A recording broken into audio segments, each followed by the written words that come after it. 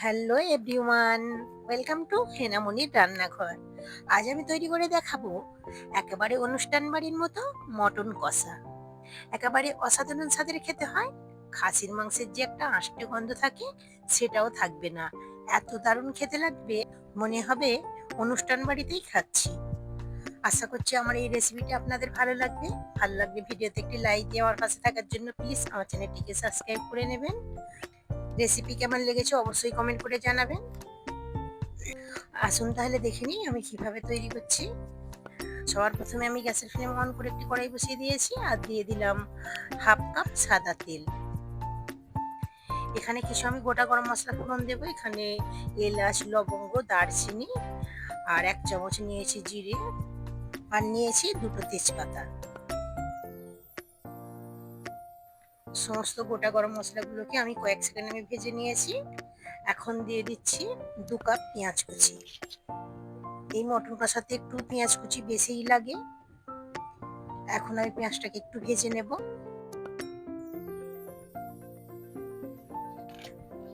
কিছুক্ষণ আমি পেঁয়াজটাকে ভেজে নিয়েছি, তবে লাল লাল করে ভাজিনি। এখন আমি এর মধ্যে দিয়ে দেবো মটন। আগে থেকেই ধুয়ে পরিষ্কার করে জল ঝরিয়ে নিয়েছিলাম। এখন এই পেঁয়াজের মধ্যে আমি মটনটাকে দিয়ে দিচ্ছি। গ্যাসের ফ্লেম হাইতে রেখে খুব ভালো করে এই পেঁয়াজের সঙ্গে মটনটাকে বেশ কিছুক্ষণ ধরে আমি ভেজে নেব। আর মাঝে মধ্যে কয়েকবার ঢাকা দিয়ে আমি এই কাজটা করে নিচ্ছি। ঢাকা দিয়ে আবার কয়েকবার নেড়ে চেড়ে ভেজে নিয়ে আবার কয়েকবার ঢাকা দিয়েছি। এরকম বেশ 8-10 মিনিট ধরে আমি ভেজে নিয়েছি। তারপরে এর মধ্যে দিয়ে দিচ্ছি 2 টেবিল চামচ আদা রসুন বাটা। আদা রসুনটাকে দিয়েও খুব ভালো করে আমি ভেজে নেব। আদা রসুনের কাঁচা গন্ধটা চলে যাবার পর এর মধ্যে দিয়ে দিচ্ছি স্বাদ মতো লবণ এবং দিয়ে দিচ্ছি 1 টেবিল চামচ জিরে গুঁড়ো এবং হাফ টেবিল চামচ দিয়ে দিলাম লঙ্কা গুঁড়ো এবং হাফ চামচ দিয়ে দিচ্ছি হলুদ গুঁড়ো। 1 চামচ দিয়েছি ধনে গুঁড়ো। সবকিছু মশলাকে আমি একটু মিশিয়ে নিচ্ছি খুব ভালো করে। মশলাটা যাতে না পুড়ে যায় একটু জল দিয়েছিলাম এবং দিয়ে দিচ্ছি 1 টেবিল চামচ কাশ্মীরি লঙ্কার গুঁড়ো। এই লঙ্কার গুঁড়োটা দেওয়ার কারণে খুব সুন্দর একটা কালার আসে। আবারও আমি কয়েক মিনিট ধরে খুব ভালো করে এই মশলাটাকে ভেজে নিয়েছি। খুব সুন্দর কষিয়ে নেওয়ার পর এর মধ্যে দিয়ে দিচ্ছি একটা বড় সাইজের টমেটো কুচি। আবারও খুব ভালো করে মিশিয়ে নিয়ে কয়েক মিনিট ধরে আমি খুব ভালোভাবে কষিয়ে নিয়েছি। এখন এর মধ্যে আমি কিছুটা পরিমাণ জল দিয়ে দিই। এখানে আমি 1 থেকে 1.5 কাপ জল দিয়েছি। এখন আমি ঢাকা দিয়ে গ্যাসের ফ্লেম লোতে করে দিয়ে 15 থেকে 20 মিনিট আমি খুব ভালো করে মাংসটাকে সিদ্ধ করে নিয়েছি। 20 মিনিট পর আমি ঢাকনাটা খুলে নিলাম। মাংসটা সিদ্ধ হয়ে গিয়েছে। এখন আমি ফ্রেশ গোলমরিচের গুঁড়ো দিয়ে দিলাম 1 টেবিল চামচ। আর এখানে হাফ কাপ টক দই নিয়েছি, খুব ভালো করে ফেটিয়ে নিয়েছি। টক দইটা এখন আমি এর মধ্যে দিয়ে দিচ্ছি। আর দেওয়ার সময় গ্যাসের ফ্লেমটা আমি অফ করে দিয়েছিলাম।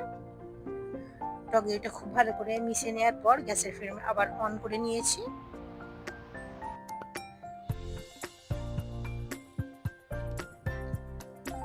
আবারও আমি 2-3 মিনিটের জন্য ঢাকা দিয়েছিলাম।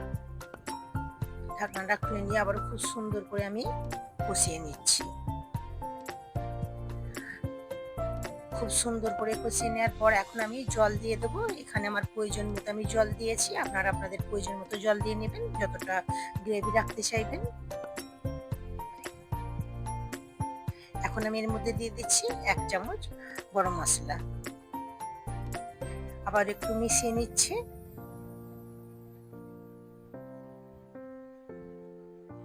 এবং শেষে দিয়ে দিচ্ছি কয়েকটা কাঁচা লঙ্কা।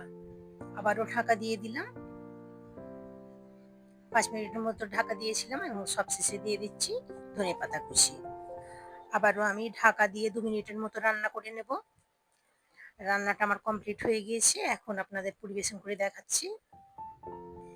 এইভাবে একবার মটন কষা করে দেখবেন, একেবারে অনুষ্ঠান বাড়ির মতো খেতে হয়। ভাত, রুটি, পরোটা, নান সবকিছুর সঙ্গে এই মটন কষা খাওয়া যাবে। আশা করছি আমার এই রেসিপিটি আপনাদের ভালো লেগেছে। ভালো লাগলে ভিডিওতে একটি লাইক দিয়ে আমার পাশে থাকার জন্য অবশ্যই আমার চ্যানেলটিকে সাবস্ক্রাইব করে নেবেন এবং রেসিপি কেমন লেগেছে অবশ্যই কমেন্ট করে জানাবেন। আবারও হাজির হব অন্য কোনো রেসিপি নিয়ে। সকলে সুস্থ থাকবেন, ভালো থাকবেন। Thanks for watching.